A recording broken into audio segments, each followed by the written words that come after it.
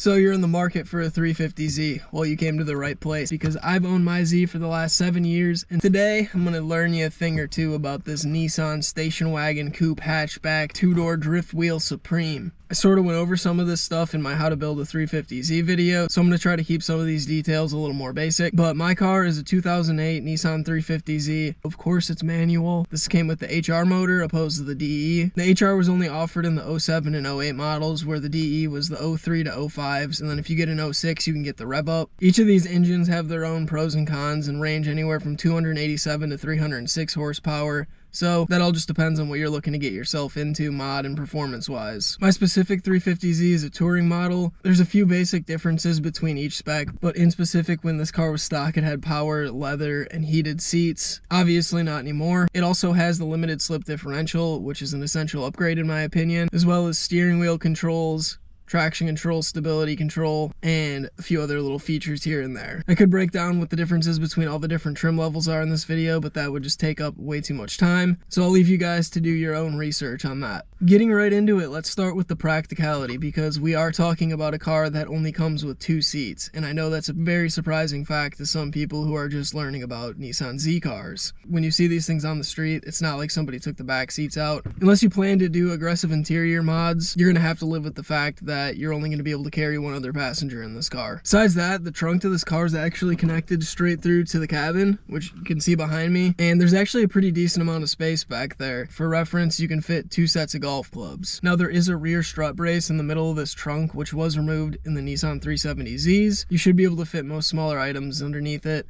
And to be honest, you'd be pretty surprised with what you can fit in this car. If you get creative enough, I'm sure you could fit 4 wheels in this car without removing the passenger seat. Another important thing to note, which you probably already know if you've been researching 350Zs, is that this car is rear-wheel drive. So if you live in a state that is plagued with winter, I would highly recommend getting another car for winter, or you can always go with the alternative option of getting some good snow tires and trying it out. I personally don't have any experience driving my car in the winter, but if you have driven your Z in the winter, let us know down in the comments below how this car performs in the snow. Figured I'd throw this in here too, because why not? Gas prices are on the rise, and this car is a naturally aspirated V6, so I figured I'd cover the miles per gallon. This car gets a combined 20 mpgs, 17 city, 23 highway. Personally, I don't think that's too bad, but if that's something you'd be concerned about, I might consider looking into other options. But at the end of the day, it all depends how you drive it, so I don't think it matters what you get.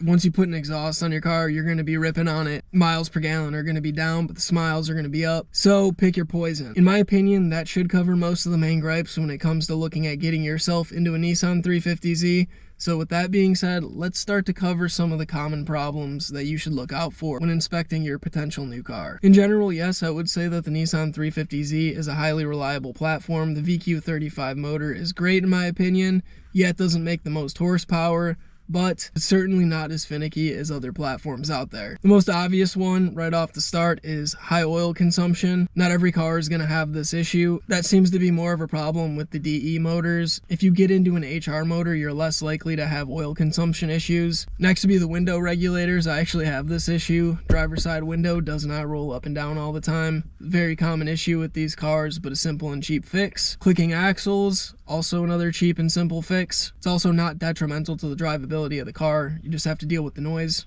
Oil gallery gasket. This one's serious. If you have this issue, you have to get this fixed ASAP or you will blow your motor.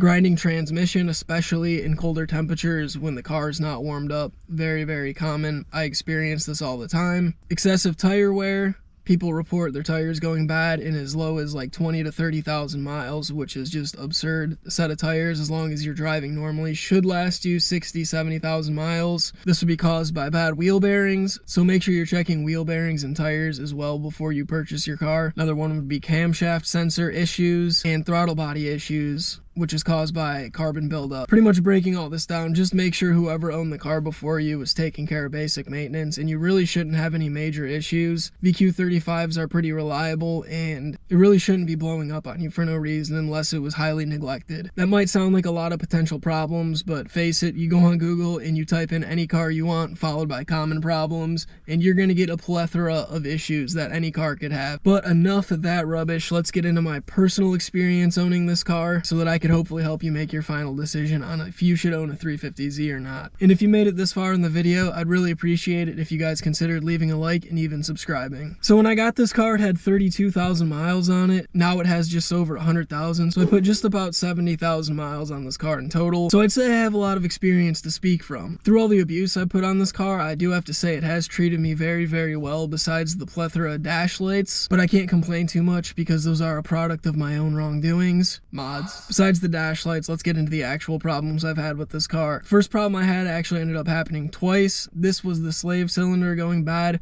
which caused the clutch pedal to lose pressure. And what are you going to do without a clutch pedal? You're not going to be able to drive the car. So I had to get the car towed. The first time this issue happened was when I was driving the car, so it happened during the summer season. The second time it happened was after the car was stored for the winter. Went to start up the car, pushed the clutch in, didn't come back up. Don't know how that happened. I think the car was between 40 to 60,000 miles both times this happened, and thankfully I haven't had any issues since. Next, I had a wheel bearing go bad, which also caused the axle to go bad because I was driving on it for so long without knowing it was an issue. So if you hear some weird noises coming from your tires, especially when you're going around turns, make sure you check all your wheel bearings. Then the most recent slap to the jaw, which God forbid this one happens to you, is the subframe bushings. I don't know how common of an issue this is because I've had a couple other friends with 350Zs and this was never an issue for them, but the main bushing that connects the subframe to the differential ended up cracking, and these are filled with fluid, so if it cracks, you're going to lose all the fluid, bushing's going to lose rigidity, and in turn, your car is going to start to handle like a wet hot dog bun. This is just all sorts of bad. Like, I don't know how to explain the feeling, but pretty much it feels like your car is disconnected from the frame, so you're like doing your steering up here,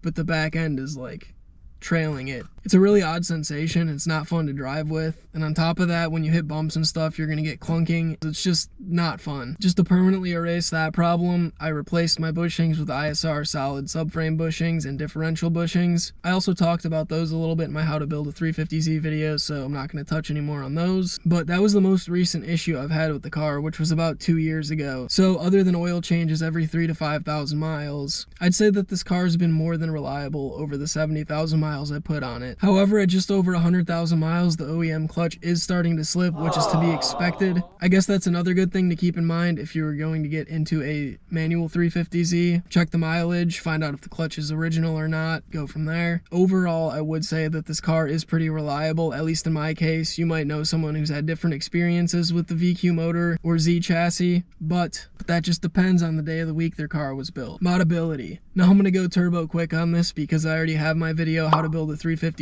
and I don't want to be too repetitive with my content, so let's get right into this. If you're into rice, this is obviously the car for you. When it comes to the aftermarket selection with body kits, performance parts, and just overall appearance stuff, there is a massive selection. So to answer your question, yes, it's very, very simple to find parts and mod your 350Z. Power and performance wise, don't expect to tack on much more than maybe 50-60 horsepower with some basic bolt-on mods if you're planning to keep your 350Z naturally aspirated. To the wheels, these cars probably make 240 to 260 horsepower stock.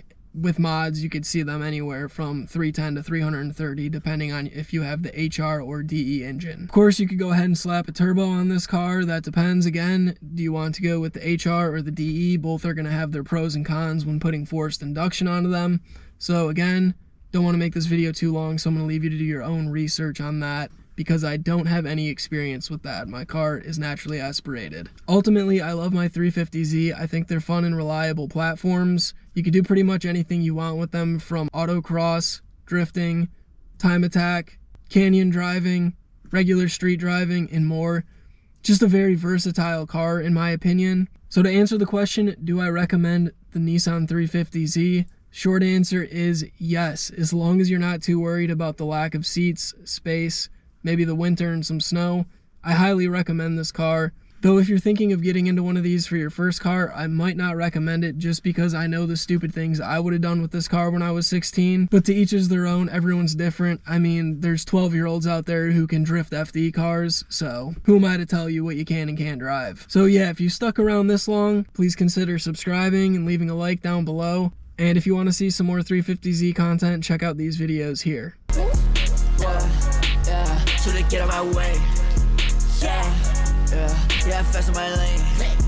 Yeah, I'm doing my thing. Feeling like I ain't the boss, feeling like I ain't the ball, like I can't complain.